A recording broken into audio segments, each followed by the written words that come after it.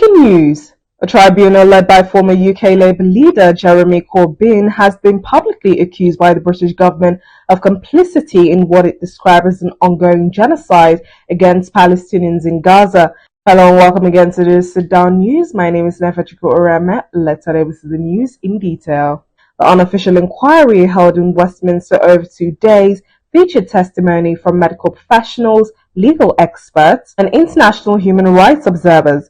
Though not legally binding, the event seeks to increase pressure on the government to be held accountable for its role in the war. The panel was chaired by Corbyn alongside legal scholars Neve and Hammouri.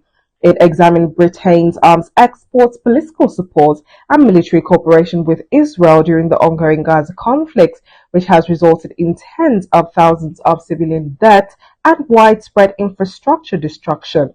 Amongst the harrowing testimonies was that of Oxford-based surgeon Professor Nick Maynard, who recounted the deliberate targeting of children in Gaza, including injuries consistent with sniper fire.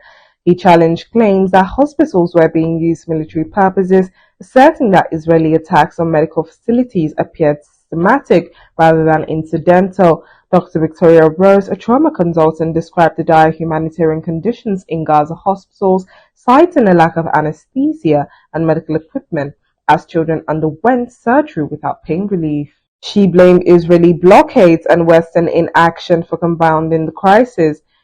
UN Special Rapporteur Francesca Albanese also contributed to the tribunal, arguing that the UK has failed its legal obligations under the Genocide Convention to prevent mass atrocities. She warned that British officials could be exposed to an international legal liability for their support of military actions in Gaza. The tribunal follows the government's rejection of a formal parliamentary inquiry proposed by Corbyn earlier this year. While critics labelled the tribunal as politically motivated, its findings underscore growing concerns over the UK's indirect role in the Gaza war and fuel calls for a full independent investigation. This has been the news in detail. My name remains Neve. Do not forget to follow us on all social media platforms. Add to Sit Down News. See you next time. Don't forget to follow us for more content.